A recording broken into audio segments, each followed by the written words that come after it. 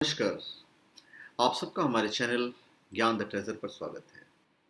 इस वीडियो में हम आपको उन व्यक्तियों के नाम बताने जा रहे हैं जिन्होंने साक्षात हनुमान जी को देखा है। राम भक्त हनुमान जी की बात कर रहा हूँ और हो सकता है मैं गलत भी हूँ, पर मैं वही आपको बताने जा रहा हूँ जो मैंने पढ़ा है अभी तक। तो चलिए हम आपको बताते हैं। देखिए, आज भी हनुमान जी सशरीर धरती पर मौजूद हैं। वे एक कल्प तक धरती पर ही रहेंगे। कहते हैं ऐसे कई लोग हैं जिन्होंने हनुमान जी के साक्षात दर्शन किए हैं। श्री राम के वरदान के अनुसार कल्प का अंत होने पर उन्हें सायुज्य की प्राप्ति होगी। सीता माता के वरदान के अनुसार वे चिरंजीवी रहेंगे और चिरंजीवी हैं, और वे आज भी अपने भक्तों की हर परिस्थिति में मदद करते हैं। और ऐसे कई लोग हैं जिन्होंने राम भक्त हनुमान जी को साक्षात देखा है, और हम उन्हीं लोगों के बारे में आपको इस वीडियो में बताने जा रहे हैं। तो सबसे पहले हम बात करेंगे माधवाचार्य जी। माधवाचार्य जी का जन्म 1238 में हुआ था, और वे प्रभु श्री राम और हनुमान जी के परम भक्त थे। माधवाचार्य जी ने हनुमान जी को साक्षात देखा था। वे एक महान संत थे जिन्होंने ब्रह्मसूत्र और 10 उपनिषदों की व्याख्या की थी। अब चूंकि वो हनुमान जी के परम भक्त थे, तो यही कारण था कि एक दिन उनको हनुमान जी के साक्षात दर्शन हुए हैं। संत माधवाचार्य जी ने हनुमान जी को अपने आश्रम में देखने की बात बताई थी, और माधवाचार्य जी 79 वर्ष की अवस्था में सन 1317 ईस्वी में ब्रह्म तत्व में विलीन हो गए थे। उसके बाद सबसे पहले जिन्होंने देखा था, उनके बारे में तो आप काफ़ी टीवी वगैरह पे भी देख चुके हैं। भीम भीम अपने बड़े भ्राता की आज्ञा का पालन करते हुए ऋषि पुरुष मृगा को खोजने निकल पड़े थे, और ढूंढते ढूंढते वे घने जंगलों में पहुंच गए थे। और जंगल में चलते वक्त भीम को मार्ग में लेटे हनुमान जी दिखाई दिए थे। तो भीम ने लेटे हनुमान जी को बंदर समझकर उनसे अपनी पूंछ हटाने के लिए कहा था। तब बंदर ने चुनौती देते हुए कहा था कि मेरी पूंछ को हटा के तो बता दो, पूंछ हटा के क्रॉस कर लो। और वो पूंछ नहीं हटा पाए थे। तब जाकर उन्हें एहसास हुआ कि ये कोई साधारण बंदर नहीं, ये बंदर और कोई नहीं बल्कि हनुमान जी थे। तो भीम ने ये जानकर हनुमान जी से क्षमा भी मांगी थी। हालांकि उनके भाई अर्जुन ने भी दर्शन किए हैं। कब किए थे? जब अर्जुन रामेश्वरम चले गए थे, वहाँ उनकी मुलाकात हनुमान जी से हुई थी। तो राम सेतु देखकर अर्जुन ने कहा कि मैं ये सेतु बाणों से बना देता। यह सुनकर हनुमान जी ने कहा कि आपके बाणों से बना सेतु एक भी व्यक्ति का भार नहीं झेल सकता था। तब अर्जुन ने कहा कि यदि मेरा बनाया सेतु आपके चलने से टूट जाएगा तो मैं अग्नि में प्रवेश कर जाऊंगा। और हनुमान जी ने कहा कि मुझे स्वीकार है, मेरे 2 चरण ही इसने झेल लिए तो मैं हार स्वीकार कर लूंगा। बस फिर क्या था, अर्जुन ने बाणों का सेतु बनाया। हनुमान जी के पहला पग पड़ते ही सेतु डगमगाने लगा और टूट गया। तो ये देखकर अर्जुन अग्नि जलाकर खुद को जलाने लगे। तभी श्री कृष्ण प्रकट हुए और अर्जुन से बोले कि श्री राम का नाम लेकर सेतु बनाओ। अर्जुन ने ऐसा ही किया। हनुमान जी ने फिर पग रखा, लेकिन एक बार सेतु नहीं टूटा, इस बार टूटा ही नहीं। तब हनुमान जी ने अर्जुन से कहा कि युद्ध के अंत तक उनकी रक्षा करेंगे। इसलिए कुरुक्षेत्र के युद्ध में अर्जुन के रथ के ध्वज में हनुमान जी विराजमान हुए और अंत तक उन्होंने उनकी रक्षा की। अब उसी अब हम इधर कलयुग में वापस आते हैं। तुलसीदास जी ने भी दर्शन किए हैं। तुलसीदास जी का जन्म 1554 ईस्वी में हुआ था, श्रावण मास के शुक्ल पक्ष की सप्तमी तिथि को। तुलसीदास जी जब चित्रकूट में रहते थे, तब जंगल में शौच करने के लिए जाते थे, और जो जल शेष रह जाता था उसे वे एक शमी के वृक्ष के ऊपर डाल देते थे। अभी जिस शमी के वृक्ष के ऊपर वे जल डालते थे, उसके ऊपर एक प्रेत रहता था। प्रेत इस कार्य से प्रसन्न हो गया, और एक दिन उसने तुलसीदास जी के समझ प्रकट होकर कहा कि आप मुझसे कुछ भी मांग लीजिए। क्या कहा? आप मुझसे कुछ भी मांग लीजिए। तो प्रेत ने बताया कि हनुमान जी के दर्शन करना है तो मैं आपको दर्शन करवा दूंगा, क्योंकि तुलसीदास ने यही इच्छा प्रकट की कि मेरी और कोई इच्छा ही नहीं है। तो प्रेत ने कहा मैं ऐसा कर तो नहीं सकता, लेकिन मैं एक रास्ता बता सकता हूँ। वो ये है कि जहाँ भी हरि कथा होती है वहाँ हनुमान जी किसी न किसी रूप में आकर बैठ जाते हैं। मैं इशारे से बता दूंगा और वही तुम्हें प्रभु दर्शन करा सकते हैं। और हुआ भी यही। तुलसीदास जी ने हनुमान जी के पैर पकड़ लिए। अंत में हार कर कुष्ठी रूपी में राम कथा सुन रहे थे हनुमान जी, और उन्हें भगवान के दर्शन करवाने का वचन दे दिया। फिर एक दिन मंदाकिनी के तट पर तुलसीदास जी चंदन घिस रहे थे और भगवान बालक रूप में आकर उनसे चंदन मांग मांग कर लगा रहे थे। तब हनुमान जी ने तोता बनकर यह दोहा पड़ा था कि चित्रकूट के घाट पे भई संतन के भीर, तुलसीदास चंदन घिसे, तिलक देत रघुबीर। और तुलसीदास जी समझ गए कि भाई जिनका उन्होंने दर्शन किया है वो तो साक्षात राम जी। उसके बाद श्री व्यास राय तीर्थ ने दर्शन किए। श्री व्यास राय तीर्थ का जन्म कर्नाटक में 1447 में कावेरी नदी के तट पर बन्नूर में हुआ था। विजयनगर के महान सम्राट श्री कृष्णदेव राय के गुरु श्री व्यास राय तीर्थ हनुमान जी के परम भक्त थे।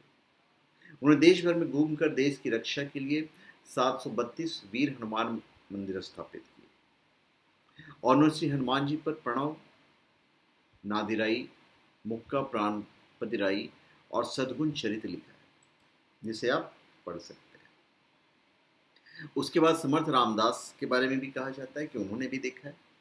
समर्थ रामदास जी का जन्म रामनवमी 1608 में गोदा तट के निकट ग्राम जाम में हुआ था। वे भी हनुमान जी के परम भक्त और छत्रपति शिवाजी के गुरु थे, ऐसा माना जाता है। महाराष्ट्र में उन्होंने राम भक्ति के साथ हनुमान भक्ति का भी प्रचार किया है। हनुमान मंदिरों के साथ उन्होंने अखाड़े बनाकर महाराष्ट्र के सैनिकीकरण की नींव रखी, जो राज्य स्थापना में बदली। कहते हैं कि उन्होंने भी अपने जीवन काल में एक दिन हनुमान जी को देखा था। उसके बाद और भी लोग हैं जिन्होंने उन्हें देखा था, मैं आपको बताने जा रहा हूँ। उसमें एक थे राघवेंद्र स्वामी। ये 1595 की बात है। 1595 में जन्मे राम भक्त राघवेंद्र स्वामी माधव समुदाय के गुरु के रूप में प्रतिष्ठित हैं। उनके जीवन से अनेक चमत्कारिक घटनाएं जुड़ी हुई हैं। उनके बारे में भी कहा जाता है कि उन्होंने भी हनुमान जी के साक्षात दर्शन किए। उसके बाद एक और नाम है, अभी जो राघवेंद्र स्वामी था, मैं बता दूं कि उन्होंने 1671 में मंत्रालयम में एक तुंगभद्रा नदी के तट पर जीवा समाधि में प्रवेश किया था। फिर भद्राचल रामदास 1620 में जन्मे और 1688 में ब्रह्मलीन भद्राचल रामदास का पूर्व नाम गोपन था। गोपन अब्दुल हसन तानशाह के दरबार में तहसीलदार थे। उन्हें एक महिला के स्वप्न के आधार पर भद्रगिरी पर्वत से राम की मूर्तियां मिली। तब उन्होंने खमाम जिले के भद्राचल में गोदावरी नदी के बाएं किनारे पर उक्त मूर्ति की स्थापना कर एक भव्य मंदिर बनवाया। बाद में जब बादशाह अब्दुल हसन तानशाह को यह पता चला कि गोपन ने शाही खजाने से धन का उपयोग किया है, तो उन्होंने उसे पकड़वा कर गोलकोंडा की एक अंधेरी जेल में डलवा दिया था।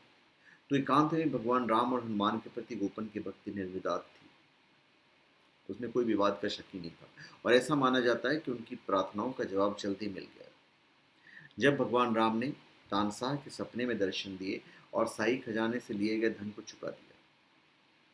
राजा को बहुत बुरा लगा और उसने गोपन को जेल से रिहा कर फिर से तहसीलदार के रूप में उनकी नियुक्ति बहाल कर दी थी। कहते तो हैं कि श्री सत्य साईं बाबा ने भी दर्शन किए हैं, ऐसा कहा जाता है। 1900, और ये ज़्यादा दिन की बात नहीं है, 1926 को पुट्टुपर्थी में सत्य साईं बाबा का जन्म हुआ था, और वो अपने आप को शिरडी के साईं बाबा के अवतार कहते थे। और उनके बारे में भक्तों द्वारा कहा जाता है कि उन्होंने साक्षात हनुमान जी के दर्शन किए हैं। कुछ भक्त तो सत्य साईं बाबा को श्री राम भी मानते हैं। उसके बाद संत त्यागराज 1767 में जन्मे, 67, और 1847 में ब्रह्मलीन संत त्यागराज श्री राम और हनुमान जी के परम भक्त थे। ऐसा माना जाता है कि उन्होंने 6 करोड़ बार श्री राम जी के थारका का नाम का पाठ किया और थिरुवियारू के थ्रू मंजना स्ट्रीट पर अपने घर के सामने सीता देवी, लक्ष्मण और श्री अंजनेय के साथ श्री राम के दर्शन का सौभाग्य प्राप्त किए थे। नीम करौली बाबा के बारे में भी कहा जाता है। नीम करौली बाबा का वास्तविक नाम लक्ष्मी नारायण शर्मा था। उत्तर प्रदेश के अकबरपुर गांव में उनका जन्म 1900 के आसपास हुआ था और उन्होंने अपने शरीर का त्याग 11 सितंबर 1973 को वृंदावन में किया था। बाबा नीम करौली हनुमान जी के परम भक्त थे और उन्हें देश भर में हनुमान जी के कई मंदिर बनाए। नीम करौली बाबा के कई चमत्कारिक किस्से भी हैं। उनके बारे में भी कहा जाता है कि हनुमान जी उन्हें साक्षात दर्शन दिए थे। रामकृष्ण परमहंस के बारे में भी कहा जाता है। हालांकि वो काली भक्त के रूप में फेमस हैं। उनका जन्म 1836 में हुआ था और 1886 में ब्रह्मलीन स्वामी राम कृष्ण परमहंस जी हनुमान जी के परम भक्त भी थे।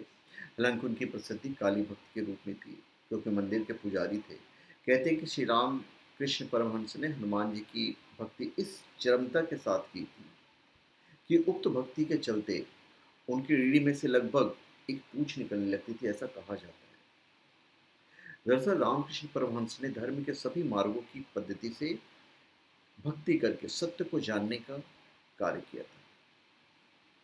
ये उनकी भक्ति थी। तो मैंने इतने लोग के आपको नाम बताए हैं जिन्होंने भगवान हनुमान जी के दर्शन किए। कुछ ने तो राम जी के भी दर्शन किए। फिर शिरडी के साईं बाबा के बारे में भी कहा जाता है। जन्म के बारे में तो उनके बारे में कुछ सही नहीं बता पाएंगे हम आपको, पर कहते हैं कि साईं बाबा के रूप में 27 सितंबर के आसपास उनका जन्म हुआ था। और ये भी कहा जाता है कि 27 सितंबर 1938 में वो पुनः जन्म भी लेते हैं।